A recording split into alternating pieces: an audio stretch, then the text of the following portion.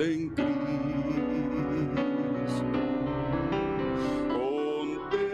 Contempla su rostro de amor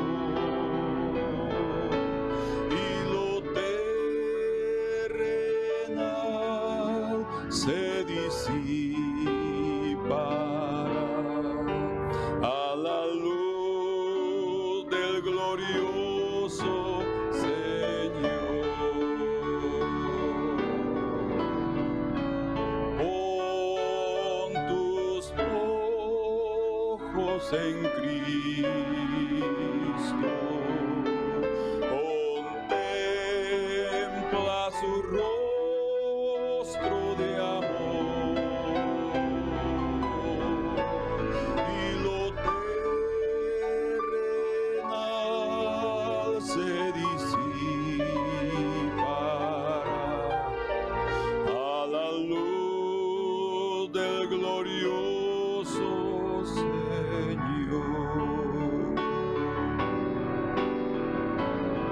Señoras, que nuestra mirada nunca se desvíe de ti, Señor. Haz que nuestros ojos siempre contemplen tu hermosura. Haz que nuestros ojos, Señor, siempre miren por tus caminos. Haz que nuestros ojos, Señor, nunca se desvíen de la cruz, del precio que tú pagaste para salvarnos, del precio, Señor, que tú pagaste para redimirnos, para que nunca nos olvidemos del Getsemaní, Señor, y de la obra tan preciosa que tú hiciste por nosotros, tan gran manifestación de amor.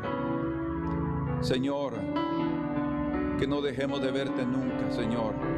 Que las cosas de este mundo no nos quiten la atención, que la mantengamos sobre ti, Señor, sobre tu palabra. Gracias, Señor, por ser un Dios tan bondadoso, que limpias nuestros ojos con tu colirio y nos unges con tu ungüento, Señor. Bendito sea tu nombre.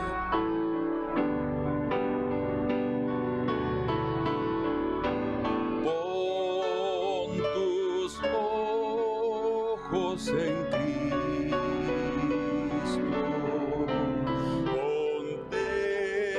contempla su rostro de amor y lo terrenal se disipará a la luz del glorioso Señor, y lo terrenal se disipará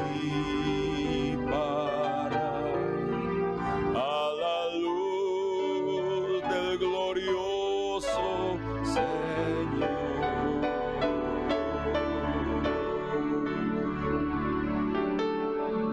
Amén. Que así sea, que ese sea nuestra meta, nuestro propósito, que podamos ver siempre al Señor para mantenernos firmes todos los días. Amén. Pueden sentarse, hermanos. El domingo pasado consideramos juntos sobre 2 puntos sobre nuestro tema mirando de lejos. El primero que vimos es que los hombres miran la obra de Dios de lejos. Entendimos que eso quiere decir que no la pueden entender, pero también que no quieren ningún tipo de compromiso, porque saben que reconocer a Dios como creador implica también una responsabilidad para el hombre. Por otro lado, también vimos que Dios mira de lejos. ¿A quiénes? A los orgullosos. Cuando hay vanidad en el corazón, Dios mira de lejos. O sea, no hay ningún orgulloso que pueda acercarse al Señor. No tendrá su aprobación, no tendrá su bendición.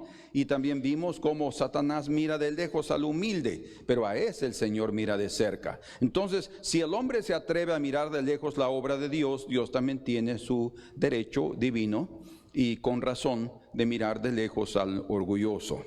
Esta mañana vamos a ver el tercer punto sobre mirando de lejos, y ese será mirando de lejos la crucifixión, ¿no? O la crucificación. Mirando de lejos la crucificación. Vamos juntos entonces a Mateo capítulo 27 y vamos a leer ahí del versículo 54 al 56. Dice: el centurión y los que estaban con él guardando a Jesús, visto el terremoto y las cosas que habían sido hechas, temieron en gran manera y dijeron: verdaderamente este era Hijo de Dios. Estaban allí muchas mujeres mirando de lejos, las cuales habían seguido a Jesús desde Galilea, sirviéndole, entre las cuales estaban María Magdalena, María la madre de Jacobo y de José, y la madre de los hijos de Zebedeo. Bueno, aquí tenemos un cuadro que nos muestra la perspectiva de los romanos, digámoslo así, una perspectiva gentil de la crucificación. Si los judíos llevaron a la cruz a Cristo, no aceptándolo como el Mesías, y como le dijeron a Pilatos: no coloques ahí que Él es rey de los judíos, coloca que Él dice ser rey de los judíos. Pero Pilato les dijo: lo que he hecho, lo que he escrito, en otras palabras, he escrito, y eso está ahí. Y así se quedó, ¿verdad? Jesús de Nazaret, rey de los judíos. Pero a pesar de la negativa a aceptarlo como su Mesías, prácticamente en la crucificación, estos soldados que estaban aquí, el centurión y el grupo de soldados encargados de la ejecución, porque ellos, es increíble cómo es que uno puede llevar a otra persona al juicio o a ejecutarlo, aunque no use sus propias manos. O sea, va a usar la fuerza y la autoridad de un tercero. Y eso es increíble, pero la misma culpa hay para todos. Sabemos que ellos eran la autoridad en ese momento. Jesús mismo dijo: yo seré entregado a los gentiles. Y exactamente fue lo que sucedió. Pero estos gentiles están ahí delante de la cruz, y ellos sin duda como soldados eran los que estaban más cercanos a los acontecimientos. Entre ellos dice aquí en el versículo número 45, dice: y desde la hora sexta hubo tinieblas sobre toda la tierra hasta la hora novena, cuando Él entregó su espíritu. Tinieblas, y obviamente todos estaban conscientes de que ese no era un día común y corriente.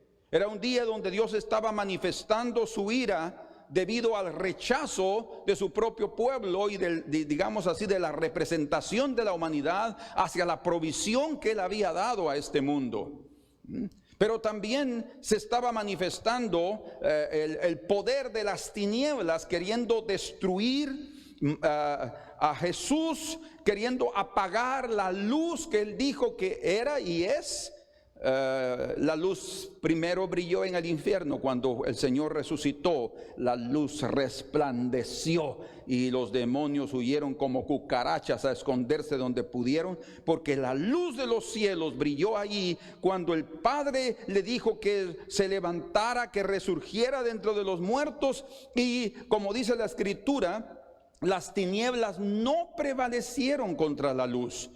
Pero ahí estaban ellos viendo las tinieblas, viendo el terremoto y todas las cosas que habían sido hechas, no solo en relación a los fenómenos naturales, sino principalmente las que habían sido hechas contra Jesús. Las cosas que habían sido hechas contra aquel que dijo que era el Hijo de Dios. Y cuando se juntaron todos los eventos y todos los fenómenos naturales y la forma como Jesús entregó su espíritu, dice que el centurión dijo: verdaderamente, este es un testimonio gentil, verdaderamente este era Hijo de Dios. Un reconocimiento en el momento de la crucifixión, un reconocimiento de la obra de Dios, un reconocimiento de la divinidad de Jesús, entregando su vida por la humanidad. No hay duda, ahí estaba mostrando que tanto judíos como gentiles contribuyeron, uno con la manipulación de las noticias y el otro con su mano de obra para la ejecución del Hijo de Dios. Entonces, por eso es que bien dice la Escritura que todos estamos bajo pecado, y por cuanto todos están destituidos de la gloria de Dios, dice también la Escritura, pero el Señor nos restauró a través de su muerte. Pero hay algo que me llama mucho la atención, y es el punto que quiero con ustedes tratar, y es el hecho de que las mujeres que lo habían seguido, dice, desde Galilea, que como dice Lucas capítulo 8, verso 1 al 3, estas mujeres los sostenían con sus bienes. O sea, ellas ayudaban, aunque en el ministerio de Jesús él no tenía muchas ovejas ricas, sí habían algunos que tenían ciertos recursos. José de Arimatea era un hombre rico, por eso es que él pidió y tenía influencia. No solo era parte del Sanedrín, sino también él tenía influencia política debido a ser parte de ese consejo del pueblo de Israel. Y él pidió el cuerpo para ser enterrado en una sepultura nueva que él ya tenía preparada. Pero eso fue el cumplimiento de las Escrituras de Isaías 53, que dice que en su sepultura será con los ricos. Increíble, ¿verdad? Eso es impresionante, porque Jesús no influenció sobre José de Arimatea diciendo: cuando yo muera tú me colocas ahí para que se cumplan las Escrituras. No, eso fue una iniciativa de José de Arimatea. Él ni siquiera pensó que él pudiera en un momento determinado ser parte del cumplimiento de las Escrituras. Y cómo es que también nosotros podemos ser parte del cumplimiento de las Escrituras cuando podemos obedecer inmediatamente, tomar esa iniciativa, que no va a ser una iniciativa humana, sino una inspiración del Espíritu, un toque del Señor, que van a obedecer los hombres sensibles, como lo fue José de Arimatea. Pero ahí estaba de lejos, dice aquí la Escritura, las mujeres estaban mirando de lejos. Y en Lucas 23:49 dice lo mismo también, que ellas estaban mirando de lejos. Pero cuando vamos al Evangelio de Juan, en su capítulo número 19 y versículo 25, ahí leemos: estaban juntos, dice, a la cruz de Jesús. Y aquí Juan menciona a 4 mujeres y no a 3. Estaban junto a la cruz de Jesús su madre, María, y la hermana de su madre, Salomé, María, mujer de Cleofas, y María Magdalena. Dice después en el verso 26, cuando vio Jesús a su madre. O sea, aquí Juan nos está diciendo que ellos estaban cerca, junto, dice, estaban junto a la cruz de Jesús. Entonces, geográficamente hablando, hubo un momento, no hay duda, no hay confusión o contradicción en los evangelios. Hubo un momento en el cual las mujeres estaban de lejos. Probablemente cuando estaban en aquel momento crucial de la crucificación, de colocar los clavos en las manos y en los pies del Señor, cuando todo no dejaban que nadie se acercara, porque ese era un momento, necesitaban espacio para levantar las cruces, para colocar, todos ellos estaban mirando de lejos. Pero hubo un momento cuando sí ellas se acercaron a la cruz, principalmente cuando vemos que Jesús dice que ve a su madre y le habla. Recuerden que él estaba crucificado, sus pulmones ya no tenían mucho aire, él no podía hablar lo suficiente. Cuando él gritó fue algo extraordinario y entregó el Espíritu, pero él todavía tuvo fuerzas de poder hablarle a Juan, que era su primo, para que él cuidara a María, su madre. Él pudo hablar porque ellos estaban más cerca. Hay un mensaje allí realmente para poder oír una palabra a nuestros corazones o ser encargados con una determinada misión. Nosotros tenemos que estar más cerca del Señor para oírlo. De lejos nosotros no vamos a conseguir oír lo que está en su corazón, el clamor, la necesidad que Él tiene del cuidado hacia otros. No lo vamos a oír si no estamos de cerca. Pero hay un momento determinado en el cual nosotros también nos mantenemos alejados.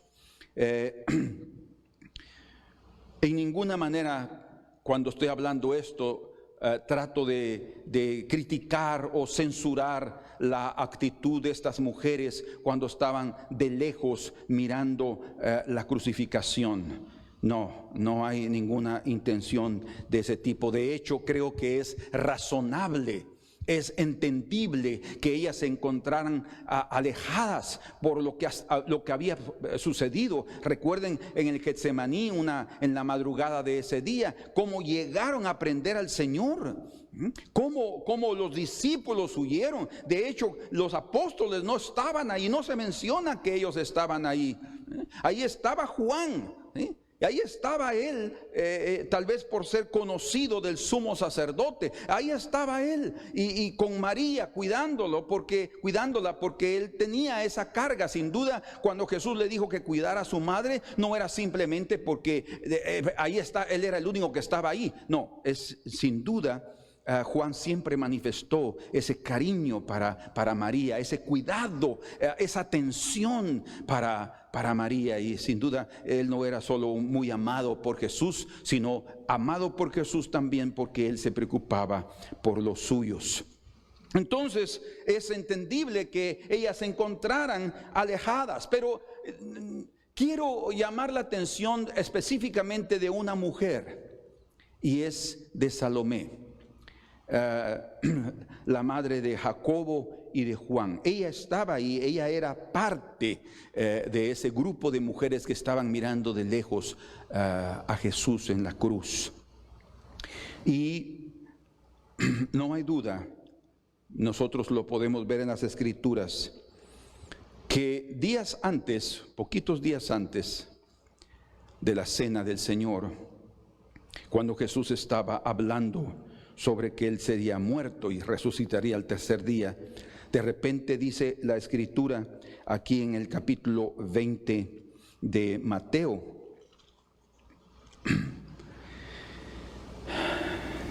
en el verso 20 dice: entonces se le acercó la madre de los hijos de Zebedeo con sus hijos, postrándose ante él y pidiéndole algo. Y él le dijo: ¿qué quieres? Y ella, Salomé, le dijo: ordena que en tu reino se sienten estos dos hijos míos, el uno a tu derecha y el otro a tu izquierda. Para Salomé, ese debe haber sido un momento bien difícil en su corazón.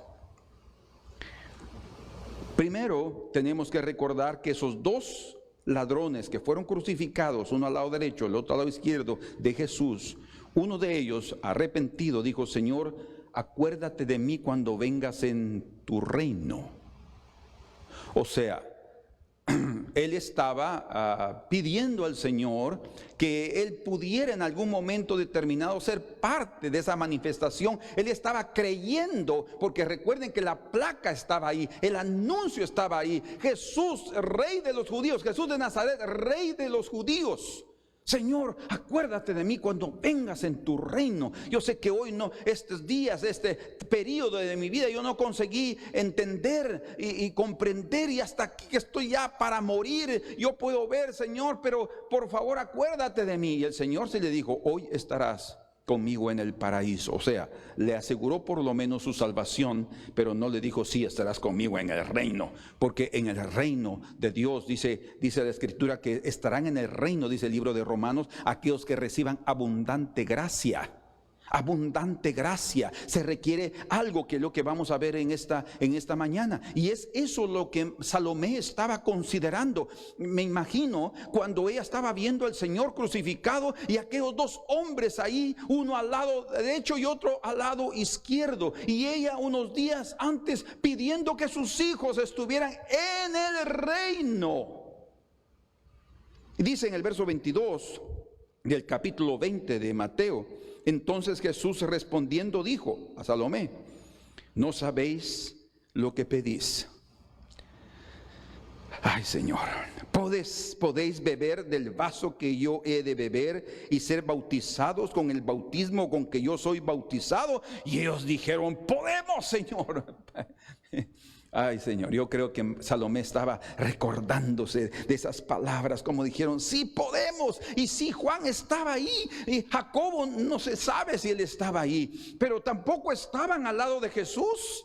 O sea, muchos de nosotros estamos dispuestos a identificarnos como ellos en el reino del Señor, es decir, en el lugar de poder, en el lugar de autoridad, en una posición de beneficio. Todos nosotros siempre queremos ser beneficiados, siempre estamos buscando nuestra conveniencia, siempre queremos lo mejor, el lugar más apreciado y privilegiado.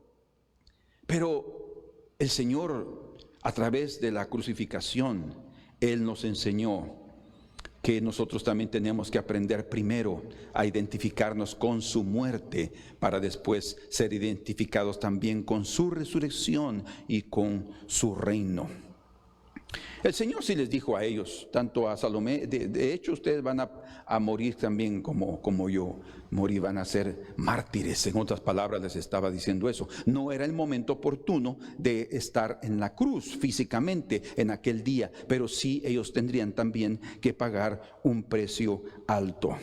Entonces la escena que Salomé estaba viendo era una escena triste, era una escena dolorosa. No era al Señor del reino que ellos habían visto, aquel hombre predicando la palabra de Dios con tal unción y hablando de las manifestaciones gloriosas. Y no, él ve a un hombre indefenso, a un hombre que se entregó, a un hombre que está crucificado, a un hombre limitado y en medio de dos ladrones, de dos perversos de este mundo. Y Salomé pudo haber pensado: ay, Señor, qué egoístas, qué egoísta fui yo, Señor, pidiéndote que mis dos hijos estuvieran sentados, uno a la derecha y otro a la izquierda, en tu reino. Pero ¿qué de la cruz? ¿Qué de la cruz? ¿Estarían mis hijos y yo misma dispuestos a ser crucificados juntamente contigo? Señor, ¿estaríamos nosotros dispuestos a identificarnos con la vergüenza que tú estás pasando? ¿Llevaríamos nosotros de buen grado tu oprobio, Señor? ¿O huiríamos como la mayoría de nuestros apóstoles y hermanos han huido? Hay un pasaje en el libro de Juan, capítulo número 13, donde el Señor está hablando de su muerte. Y dice ahí en el versículo 36 de Juan 13,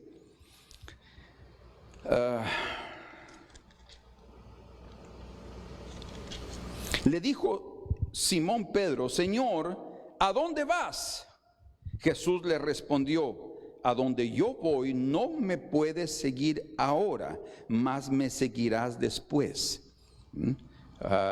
Aquí hay dos interpretaciones. Una es que todavía no podía subir al Padre, Pedro, y la otra es que todavía que él también sería crucificado. Y de hecho, según la tradición, Pedro fue crucificado. Pero no me seguirás ahora, dice. ¿Por qué? Porque Pedro necesitaba un periodo en su vida muy importante para él llegar a la madurez y para llegar a la disposición de entregar su vida por el Maestro. De hecho, tal como Pedro, nosotros muchos también pensamos que estamos ya listos para entregar nuestra vida por Jesús. De hecho, Pedro pensaba igual. Por eso es que en el verso 37 le dijo: Señor, ¿por qué no te puedo seguir ahora?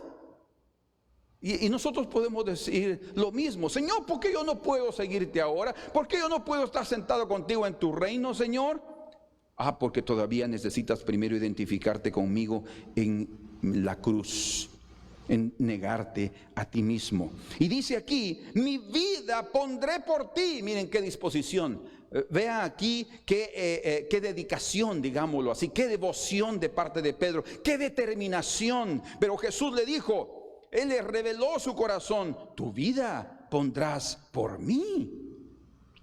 De cierto te digo, de cierto te digo, no cantará el gallo sin que me hayas negado 3 veces. Y sabemos que eso sucedió. Pedro negó al Señor 3 veces. Dijo: yo no conozco a ese hombre. ¿Por qué? Porque temía ser preso juntamente con él. Tú eres un Galileo, hablas como ellos, te vistes como ellos. Y dijo: no, yo no conozco a tal hombre, negándolo. Y entonces el gallo cantó y él se recordó de las palabras del Señor. Y también Pedro, igual que Salomé, pudo haberse recordado, decir: Señor, realmente aún no estamos preparados para entregar nuestra vida por ti. Tenemos miedo. Y es que, hermanos, para poder llegar a ser parte del reino del Señor, primero tiene que haber una identificación con su crucificación. Dejemos de ver de lejos al Señor, acerquémonos, digámosle: sí, Señor, nosotros también queremos estar aquí, nosotros también somos sus discípulos. Eso es el trato con el yo. Antes de alcanzar la gloria, primero el Señor quiere que aprendamos a conquistar nuestro egoísmo, nuestro yo. El amor propio. Tenemos tanto amor propio que sí queremos lo mejor del Señor, pero no estamos dispuestos a negarnos a nosotros mismos. Entonces debemos de reflexionar. No busquemos los primeros lugares, las posiciones más altas, los lugares de mayor autoridad. Pensemos, meditemos si estamos dispuestos a pagar el precio que implica esa dignidad de reinar con Cristo, porque se requiere dignidad, se requiere gracia para reinar ahí, se requiere una evidencia de que en nuestra vida estamos dispuestos a abrazar la cruz cada día en nuestra vida. Al ver el oprobio y el sufrimiento, preferimos mirar de lejos para no tener que enfrentar y sentirnos avergonzados, como Pedro después se sintió y lloró amargamente porque se dio cuenta cuánto amor propio tenía y que lo que él estaba expresando solamente era del diente al labio, solamente era algo externo, algo superfluo. No había un amor profundo que sí él alcanzó, porque él entregó su vida como mártir. Él estaba después dispuesto a ser preso, a recibir latigazos. Él estaba dispuesto después. Cuando él fue lleno del Espíritu Santo, entonces recibió la fuerza de los cielos, a pesar de todavía de la debilidad de su corazón, para ser fiel al Señor. Entonces, en lugar de estar buscando momentos de escape, de tener que enfrentar nuestro testimonio cristiano, aproximémonos y miremos de cerca al Señor. Y entonces, como mencionamos, probablemente el Señor podrá hablarnos de su corazón y podrá expresarnos lo que está en su mente. Solo identificándonos con la cruz de Cristo, podremos también con Cristo ser identificados en su reino. ¿Y ustedes creen que eso no es así? Veamos lo que dice la Escritura en Romanos capítulo 6 y versículo número 7. Romanos 6, 7 dice: porque el que ha muerto ha sido justificado del pecado. El que ha muerto. ¿Qué significa justificado? Significa ser considerado sin culpa. Quiere decir que aquel que ha muerto al pecado ha sido considerado sin culpa. Ahora, debemos de entender algo aquí que lo voy a explicar ahora. Pero dice en el verso 8: y si morimos con Cristo, esta es la clave. Escuchen, dice: porque el que ha muerto ha sido justificado del pecado. Ahora él dice: y si morimos con Cristo, creemos que también viviremos con Él. O sea, para poder ser parte de la resurrección, para poder participar de ese evento glorioso que va a suceder y que los santos van a experimentar, primero tenemos que identificarnos con la muerte de Cristo. Dice el verso 9: sabiendo que Cristo, habiendo resucitado de los muertos, ya no muere. La muerte no se enseñorea más de él. Esa es la clave. Y el beneficio final. Porque en cuanto murió, al pecado murió una vez por todas. Mas en cuanto vive, para Dios vive. Ahora, escuchen conmigo el versículo número 11 y léanlo. Así también vosotros consideraos muertos al pecado, pero vivos para Dios en Cristo Jesús, Señor nuestro. O sea, la justificación, el ser considerados sin culpas, se torna una acción constante y viva en mi vida diaria, cada día, cuando yo estoy dispuesto a considerarme muerto al pecado. Eso no significa solo tener en mente que en Cristo yo morí, sino significa que yo necesito abrazar la cruz todos los días de mi vida. Es decir, aquellas cosas que me son tropiezo, que son tentación, cuando yo me niego a mí mismo, yo estoy ahí identificándome con la muerte de Cristo, porque el viejo hombre fue crucificado con él, y cuando yo me niego, entonces yo estoy diciendo, yo estoy juntamente crucificado con Cristo, que fue que la revelación y la expresión que el propio apóstol Pablo dijo: ya no vivo yo, lo que vivo en la fe del Hijo de Dios. Nunca, escuchen, fue el plan de Dios que fuéramos crucificados físicamente con Cristo, en el sentido de que ahí vamos a ser redimidos después de morir físicamente. No. La entrega de la muerte, la entrega del cuerpo, si en caso es un martirio, es solamente una parte de la dignidad que un hombre santo o una mujer santa pueden manifestar por su fe en Jesús. No hay ninguna acción de salvación o de corredención en ese acto. No, el acto único que fue aceptado en los cielos fue la muerte de nuestro Señor Jesucristo. Pero nosotros fuimos crucificados espiritualmente juntamente con Él. Por eso dice en el verso 11: así también vosotros consideraos muertos al pecado. Exactamente lo que dice en Romanos capítulo 6 y verso 6. Sabiendo esto, que nuestro viejo hombre, ¿percibe?, fue crucificado juntamente con Él. Nuestro viejo hombre, o sea, el que está habituado al pecado, el que se rinde a las tentaciones, el que está viciado, ese viejo hombre fue crucificado. O sea, no está hablando de algo físico, material, está hablando de la parte espiritual de nuestra vida. Y es esa la que se debe mantener crucificada juntamente con Cristo, esa naturaleza. Entonces, eso nos lleva a entender que necesitamos tomar una actitud firme todos los días de nuestra vida, considerándonos. Por eso dice: consideraos.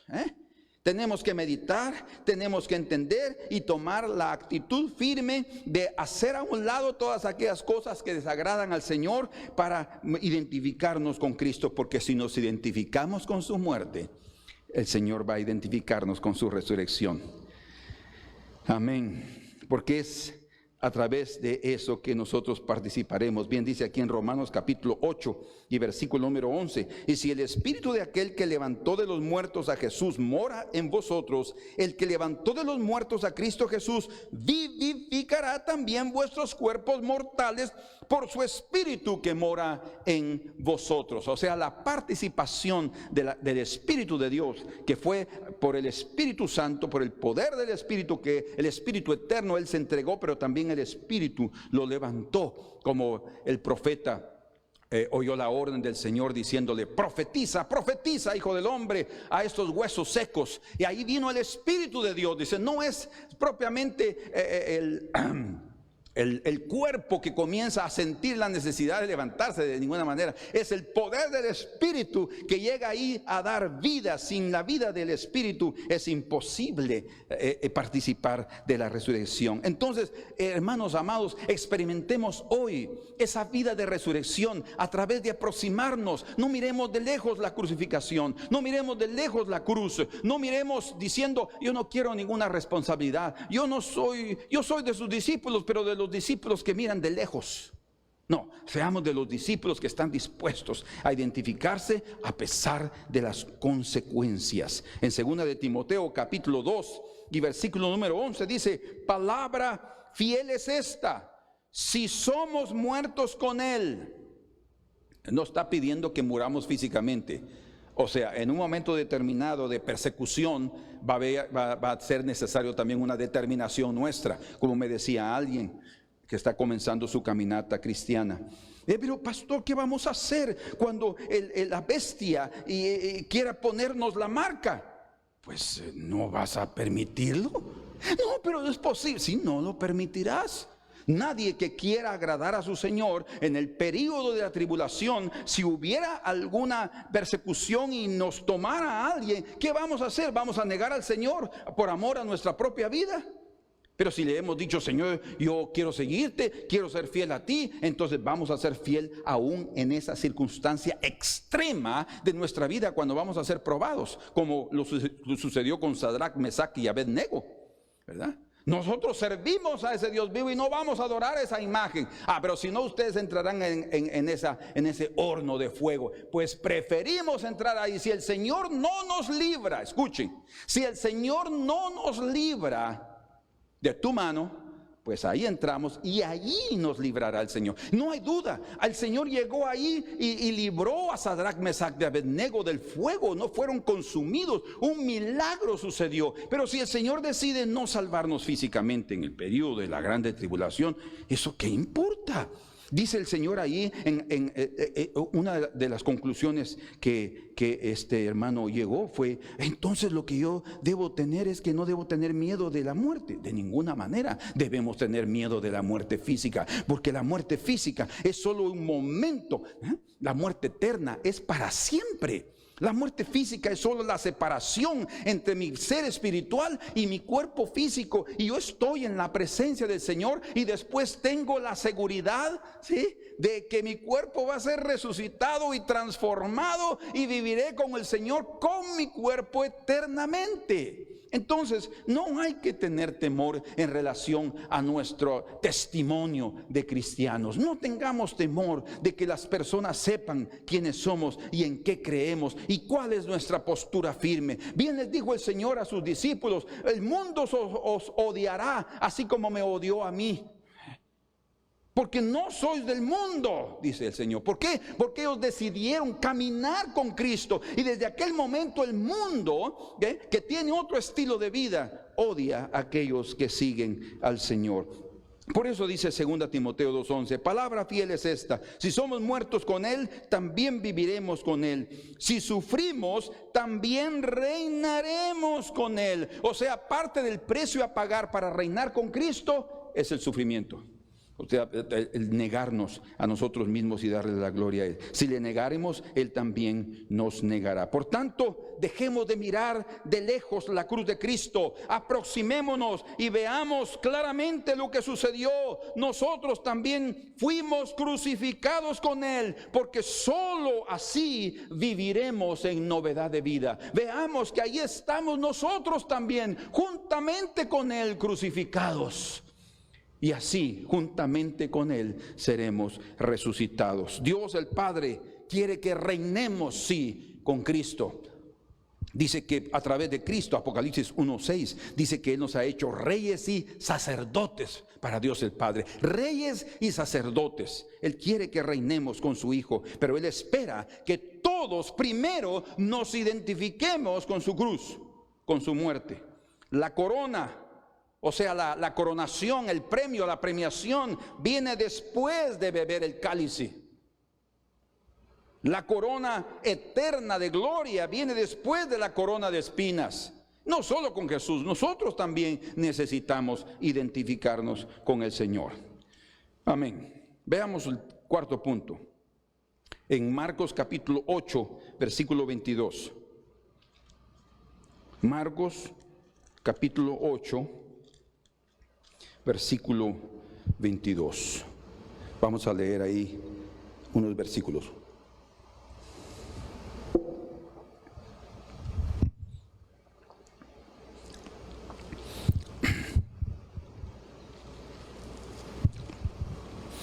Dice: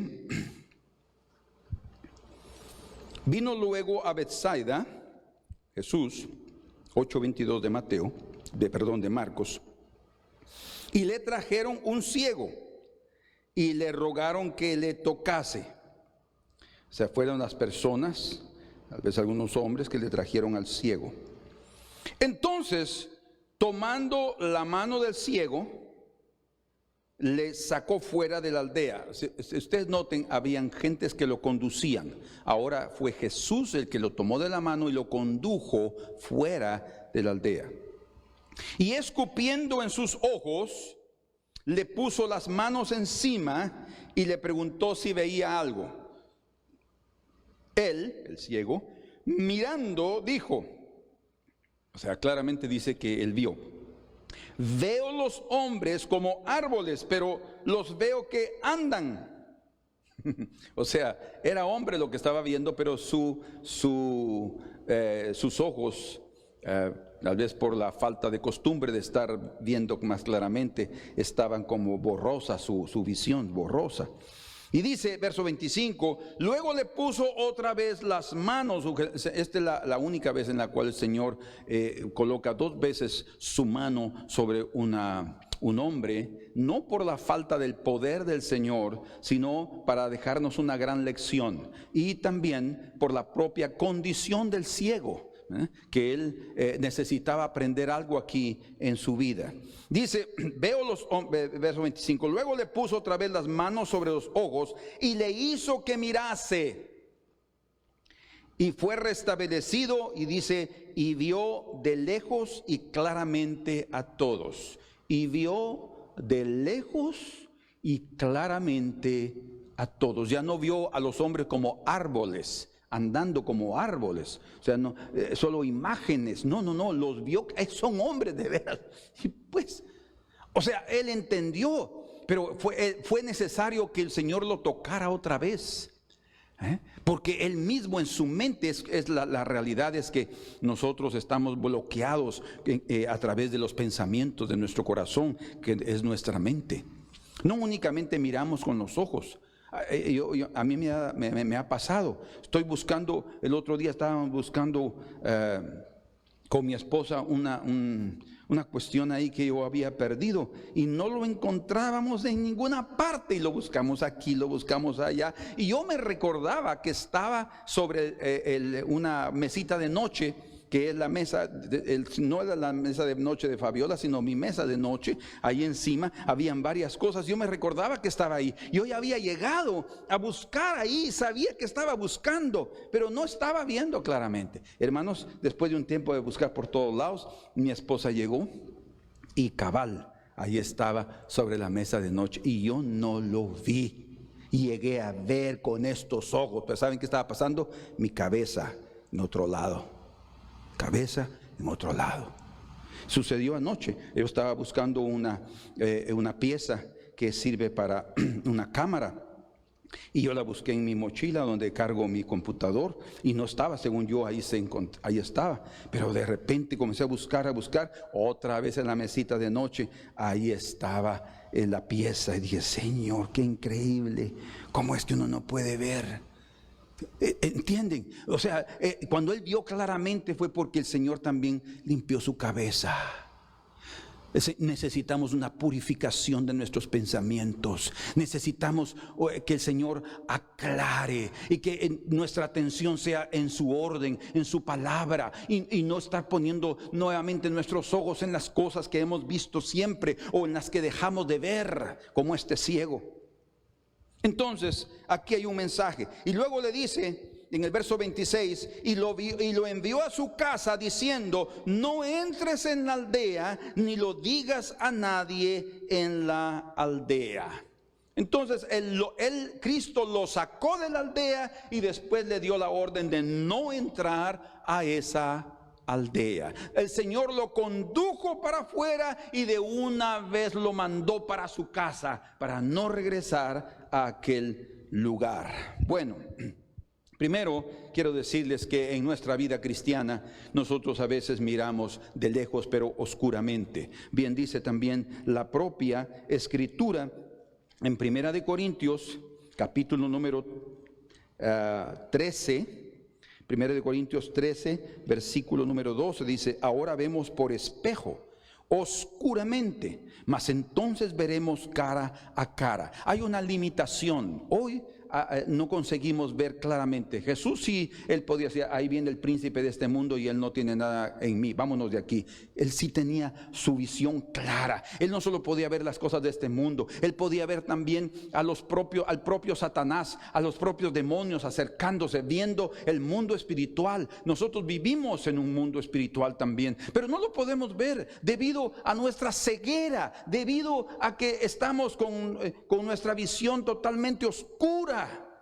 Y dice aquí, ahora vemos por espejo oscuramente, mas entonces veremos cara a cara. Ahora conozco en parte, pero entonces conoceré como fui conocido. Está hablando de un mayor entendimiento, está hablando de una visión más clara, que nada que me estorbe para poder ver claramente. El Señor sí quiere que miremos de lejos y que miremos claramente, y que no tengamos que acercarnos para decir, ¿y qué será eso?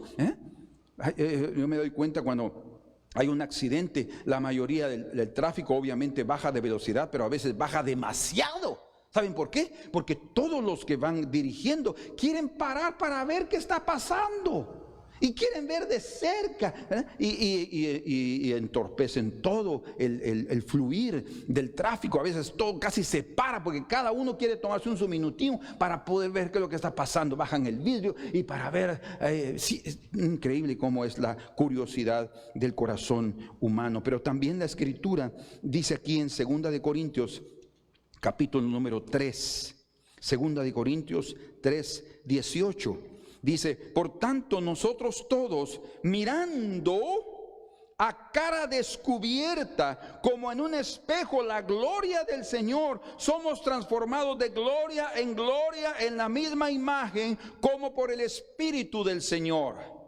Cada cristiano necesita un toque y un toque mayor y un toque mayor para que nuestros ojos sean abiertos para ver más de lo que el Señor tiene para nosotros. Dios es infinito y yo creo que no entendemos el término infinito. Tal vez en matemáticas, con los números y todo eso, se da a entender qué es lo que puede ser infinito, pero hablando matemáticamente.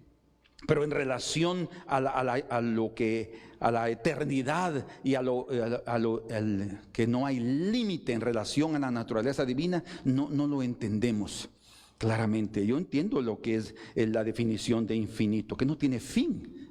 Pero entenderlo de una forma más concreta creo que solo va a ser posible cuando el Dios infinito nos muestre realmente lo que es su infinidad, y nosotros mismos vamos a ver cuán finitos somos y nos inclinaremos para adorar esa grandeza y ese poder de ese Dios al cual nosotros servimos. Es solo a través del toque de que el Señor nos saque del lugar donde nosotros nos encontramos, del lugar donde nos ha llevado a esa ceguera. Implica eso, y que vio de lejos claramente, implica que hubo una restauración. Este hombre no es que haya nacido ciego, le fue restaurada su visión, y ahora estaba viendo claramente, una perfecta visión en su vida. Y una de las cosas preciosas que cuando el Señor realmente nos cura, cuando el Señor realmente nos toca, llegamos a ver claramente las cosas. Antes no entendíamos por qué sucedía algo, antes no entendíamos por qué de una prueba, antes no entendíamos hasta algunos versículos de la Biblia, pero de repente cuando el Señor nos toca, abre nuestros ojos y dejamos de ser ciegos en ciertas áreas o en ciertos puntos. Hasta el día de hoy hay cosas que yo no entiendo. Sí, eso no importa, lo importante es que yo me pueda acercar al Señor para que Él me dé entendimiento y yo pueda mirar tanto de lejos claramente como de cerca. Jesús lo curó y le dio la orden de que no entrara a la aldea, no únicamente para evitar la publicidad, que la cual Jesús siempre evitaba, es decir, que estuvieran ahí diciendo, fue Jesús el que me curó. Él evitaba esa publicidad, pero no era únicamente esa la razón por la cual el Señor le ordenó que no entrara a la aldea, sino para que el ciego aprendiera a ver de lejos lo que un día fue su lugar de limosnas, que el ciego aprendiera a ver de lejos el lugar que un día fue el lugar de su vergüenza, para que el ciego aprendiera que ese lugar tenía que verlo de lejos. Era el lugar de su esclavitud, el lugar donde él pasó por mucho tiempo, digamos así, preso, limitado completamente. El Señor quería que él ya no siguiera poniendo sus ojos en esa aldea, siendo llevado ahí o en alguna otra aldea para pedir limosna. Tienes que ver de lejos tu condición.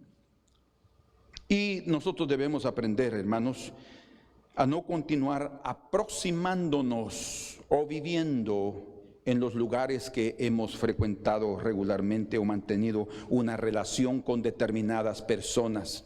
Debemos de tener cuidado porque eso puede afectarnos negativamente. Las personas antes frecuentaban bares, prostíbulos, frecuentaban lugares de inmoralidad, o veían cosas que podrían afectarles. El ver cosas, eso es increíble, y oírlas, eso es una influencia muy fuerte. El Señor quiere sacarnos de ahí, quiere curar nuestros ojos y vamos a ver claramente qué es lo que hay ahí. Nos dice: vaya a tu casa, no regreses más a ese lugar. El Señor quiere darnos la misma orden de este ciego. Tenemos que mirar de lejos claramente, entender. No tenemos por qué acercarnos a ese lugar, acercarnos a los lugares que han sido de pecado, acercarnos a las cosas que han sido una tentación. Pueden afectarnos negativamente, pueden atraernos nuevamente, pueden hacernos caer delante de su presencia y sentirnos miserables debido a que no estamos oyendo la orden del Señor de salir del lugar de nuestra esclavitud, de dejar lejos el lugar de nuestra vergüenza, del lugar donde es evidencia que hemos caído. Mantengámonos distantes porque hay un peligro que nosotros tenemos que evitar. Bien dice la Escritura en Hebreos capítulo 11 y versículo número 15: pues si hubiesen estado pensando, vean qué tremendo este pasaje, porque si hubiesen estado pensando en aquella de donde salieron, ciudad, lugar, de donde salieron, ciertamente tenían tiempo de volver. O sea, ustedes perciben cómo es que nuestros pensamientos, cuando nosotros damos cabida, bien dice aquel dicho, que nosotros no podemos evitar que aves vuelen sobre nuestra cabeza, pero sí podemos evitar que esas aves hagan nido sobre nuestra cabeza. Es decir, podemos impedir que los pensamientos tomen control de nuestro corazón. Bien dice también la Escritura que debemos de ceñir, dice Pedro, el lomo de nuestro entendimiento. Eso significa que debemos de limitar, debemos apretar. No podemos darle una soltura, dejarlo ahí libre, que piense como quiera. Eso es lo que da a entender el ceñir el lomo. Eso es impedir que las faldas estén así sueltas y que nos dificulten correr, caminar o avanzar. Si vamos a seguir en la caminata con éxito, necesitamos ceñir el lomo de nuestro entendimiento. Eso significa controlar nuestros pensamientos. Tenemos que tener cuidado en relación a estar recordando algunas cosas y meditando en ellas y viéndolas hasta con los ojos espirituales. No, cuidado. Ese es un peligro. Si el Señor dijo ahí en Hebreos, hablando de los hombres de fe, escuchen, si usted quiere ser un hombre de fe, una mujer de fe, tiene que tener cuidado con sus pensamientos. Pues si hubieran estado pensando en aquella de donde salieron, ciertamente tenían tiempo de volver. Yo recuerdo el testimonio que contaba un pastor ya anciano sobre algunos jóvenes que habían salido de las drogas y ellos andaban de iglesia en iglesia, dando testimonio de su vida. Cada vez que llegaban a una iglesia recordaban todo lo que cómo habían vivido, cómo se drogaban, daban detalles de esto, daban detalles de lo otro. Y en esa ocasión yo creo que él estaba de invitado en esa iglesia para predicar después. Y dice que cuando él oyó el testimonio de estos jóvenes que hablaban de eso y era constante, el Señor en su corazón él le dijo que les hablara a ellos para decirles que no volvieran otra vez a estar recordándose de su pasado, porque eso podría atarlos y hacerlos regresar a su vida pasada. Y es realmente peligroso el hecho de estar trayendo a memoria. Debo de traer a memoria las cosas que me dan esperanza. Debo pensar en todo lo virtuoso, lo santo, lo puro. Es lo que la Escritura dice. Pero pensar en algo del mundo, el pecado, la tentación o cosas como que me atraen en la carne, eso es muy peligroso. Bien dice en el versículo 16 del capítulo 11 de Hebreos: pero anhelaban una mejor, esto es celestial, por lo cual Dios no se avergüenza de llamarse Dios de ellos, porque les ha preparado una ciudad. Dios les ha preparado una ciudad a aquellos que han dejado de pensar en la ciudad antigua, que han dejado de pensar en la ciudad vieja, que han dejado de pensar en esa ciudad que les recuerda el pecado, aquella aldea donde les recuerda cuán ciegos ellos eran. Necesitamos salir de ahí, ver de lejos claramente, sí, pero acercarnos al Señor y obedecer su orden. Hay una anécdota china que me gusta mucho en este sentido, y dice: un hombre perdió su hacha y él sospechó, dice, que su hijo, el hijo del vecino, era el que se había robado el hacha. Entonces él observó la manera de andar del muchacho y dice que exactamente era como el andar de un ladrón. Luego observó la expresión del joven y, según él, era exactamente la idéntica expresión de un ladrón. Observó su forma de hablar y era igual a la de un ladrón. En fin, todos los gestos y acciones lo denunciaban culpable del robo, del hurto. Sin embargo, más tarde ese hombre encontró su hacha en un valle. Y después, cuando volvió a ver al hijo de su vecino, todos los gestos y las acciones del muchacho le parecieron muy diferentes a las de un ladrón. ¿Qué es lo que esto nos enseña? Bueno, la única manera de tener la visión correcta de los hombres, aunque los miremos de lejos, es cuando nuestra mente es purificada. Nuestra mente necesita ser purificada. Yo no puedo especular, yo no puedo adelantarme a los hechos. Yo necesito darles el derecho de la duda a mis hermanos, amigos, vecinos, porque no puedo estar ya juzgándolos que ellos son culpables de lo que yo creo que es así. De hecho, muchas malas relaciones entre nosotros vienen porque ya estamos suponiendo y no hay nada de eso. Ya estamos creyendo que es duda la persona, que es insensible, que no va a oír. No. ¿Por qué nos adelantamos a los hechos? Pero la única manera de no hacerlo y de no venir con preconceptos y no prejuzgar a las otras personas es que el Señor Jesús limpie nuestra mente, nos cure en nuestra visión espiritual para que dejemos de juzgar, y con un corazón purificado nuestra visión será pura. Veremos a los hombres tal como el Señor los ve y no como ladrones.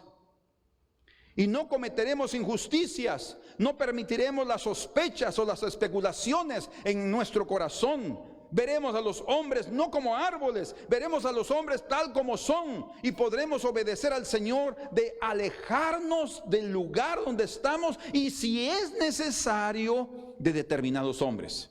Porque escuchen, como aprendimos en domingo pasado, de lejos no conocemos a nadie, mas de cerca conocemos a las personas. Y entonces, después de conocerlas, sabremos si debemos aproximarnos más a ellos para continuar con la relación o guardar distancia, porque sabremos si debemos o no continuar con esa amistad. Entonces, que el Señor permita a cada uno de nosotros a guardar distancia a lo que debemos guardar distancia, a no juzgar a las personas por su apariencia, sino dejar que el Señor de los cielos limpie nuestra visión, limpie nuestro corazón para no continuar con esa ceguera espiritual. Y por último, viendo las promesas de lejos.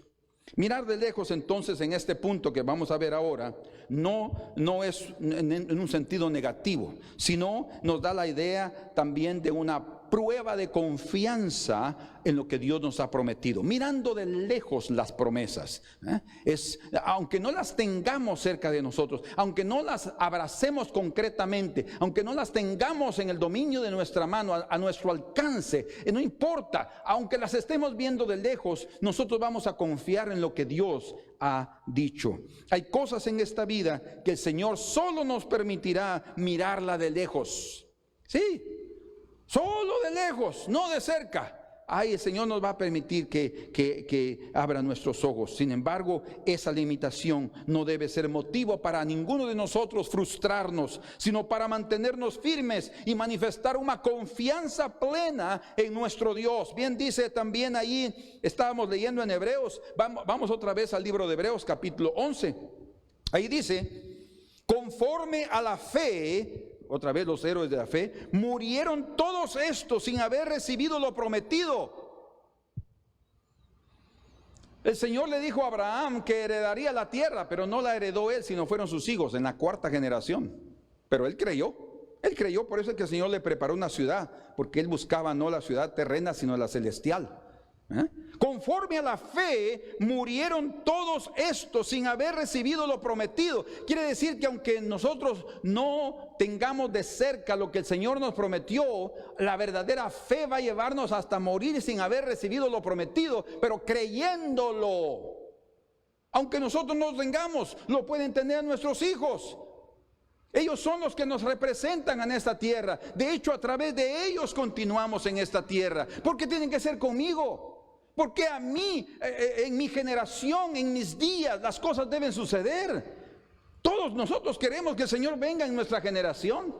Todos queremos que, somos nosotros los que queremos ser arrebatados. Y si no sucede eso, y si morimos antes, y es la siguiente generación la que va a participar de eso glorioso, no importa. Nosotros tenemos que creerlo con todo nuestro corazón, porque si hemos sido fieles, resucitaremos con ellos. Y dice que los que resuciten van a resucitar antes, y después los que están vivos serán transformados. Hay un orden, hay un orden.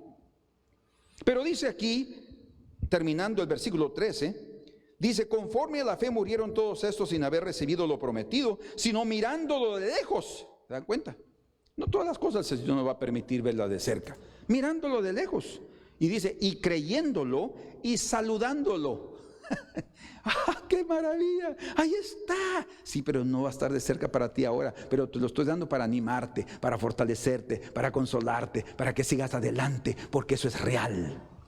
Y confesando que eran extranjeros y peregrinos sobre la tierra, ¿perciben? Porque los que esto dicen claramente dan a entender que buscan una patria, no una patria terrenal, sino la patria celestial. Y aquellos que viven en la patria celestial vendrán a esta tierra para reinar en la patria terrenal. ¿A qué promesa se refiere el texto que ellos recibieron? Ya lo vimos, siendo que Abraham y Sara, a pesar de larga espera por el hijo de promesa, ellos sí recibieron la promesa del hijo, pero no recibieron la promesa de la tierra prometida. O sea, hay cosas que el Señor no nos permitirá ver de cerca. No podremos participar presencialmente con ese evento. No podemos participar presencialmente con esa gloriosa manifestación. Pero que va a suceder, va a suceder. Y los que son de fe lo creen, aunque no lo participen físicamente. Entonces, viéndolos de lejos, saludarlos, confesar que eran extranjeros y peregrinos en una manifestación clara, así lo ve la Escritura, de hombres y mujeres de fe. Con razón son llamados héroes de la fe, porque se requiere heroísmo, valor, coraje para mantenernos firmes, a pesar de que en mis días eso no se va a manifestar. Ay no, Señor, yo quisiera que así sucediera. Eso es orgullo y vanidad propia. ¿Por qué? No, si es para mis hijos, gloria a Dios, para ellos entonces. Hubo algo que no alcanzaron en sus días, pero eso no les impidió verlas de lejos, es decir, con la visión espiritual. Y a pesar de no recibirlas en sus días, fueron fieles al Señor. Y yo quiero terminar con lo siguiente. Eso también el Señor espera de nosotros como hombres y mujeres de fe. Escuchen, si no estamos vivos para el día que Él nos ha prometido de su segunda venida, nos ha prometido en su palabra, por lo menos continuemos creyendo y saludémoslo, la promesa, ¿sí? Creamos que eso va a ser cumplido, porque eso puede suceder, ¿verdad? Algunos en la época de Pablo estaban creyendo que el Señor iba a aparecer. Entonces Pablo tuvo que escribir y decirles: no, señores, aún falta mucho. Vayan a trabajar y sean fieles y vivan para su Dios, pero no es el día ahorita de su venida. Y nosotros decimos ahora: no, ahora sí, ¿verdad? En tal fecha va a venir el Señor. No, ahora sí en mi generación, porque nosotros somos los fieles. No. Nosotros somos los indicados. Nosotros sí somos dignos. No es una cuestión de dignidad.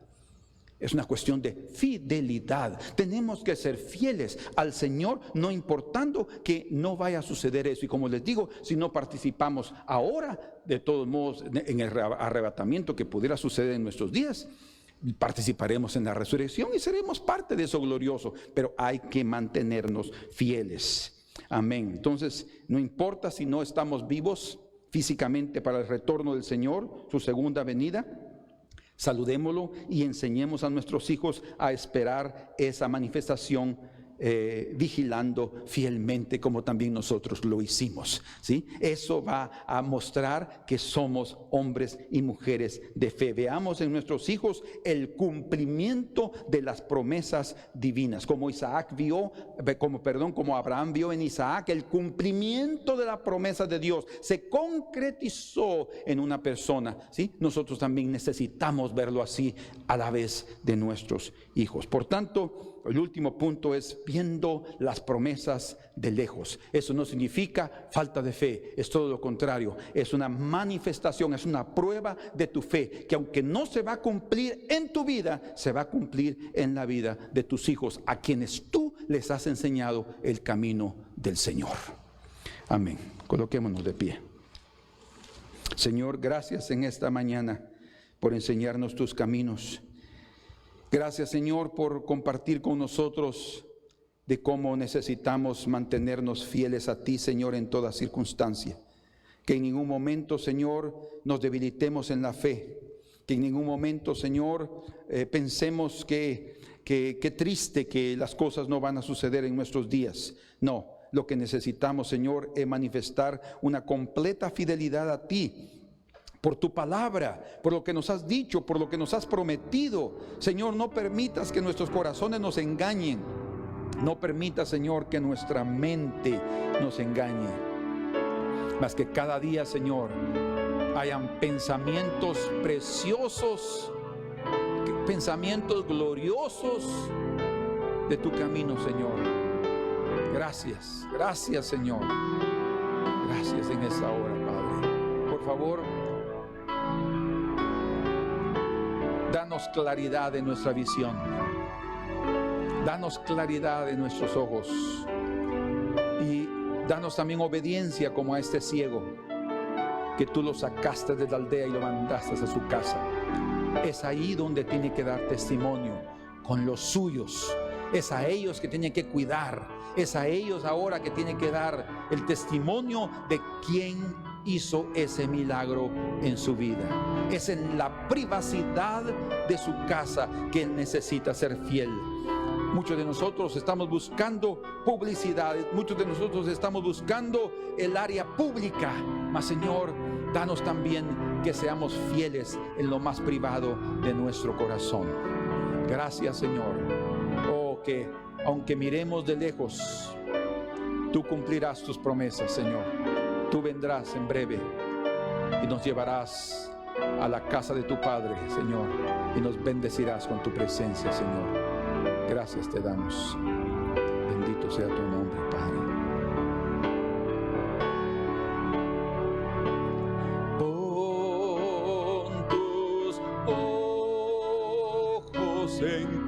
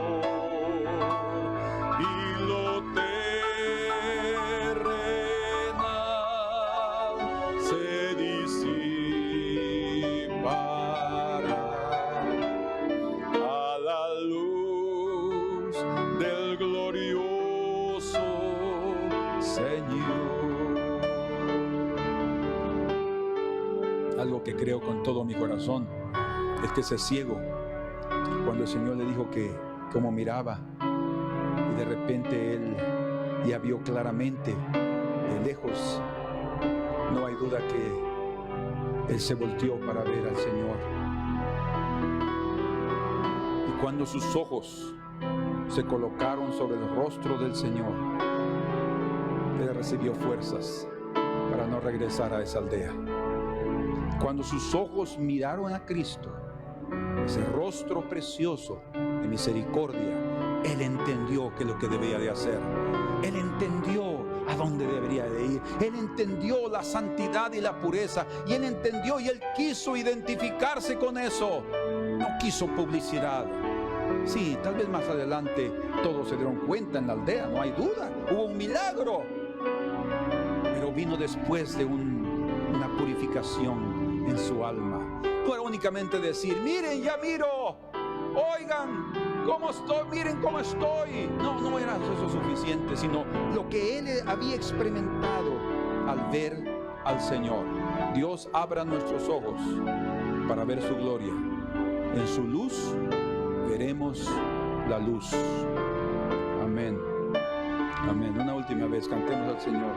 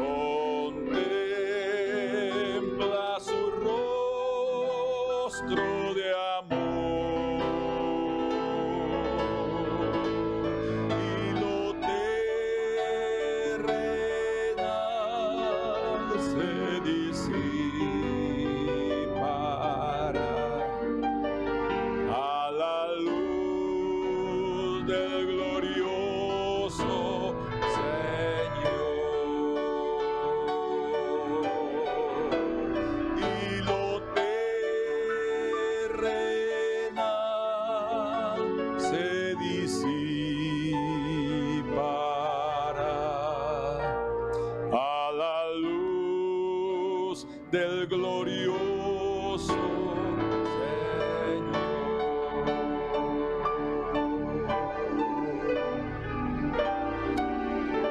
Amén. Así sea. Dios los bendiga y cada día acerquémonos a ese Señor glorioso y nuestra visión de esta vida será diferente. Miremos a la luz de su presencia. Amén.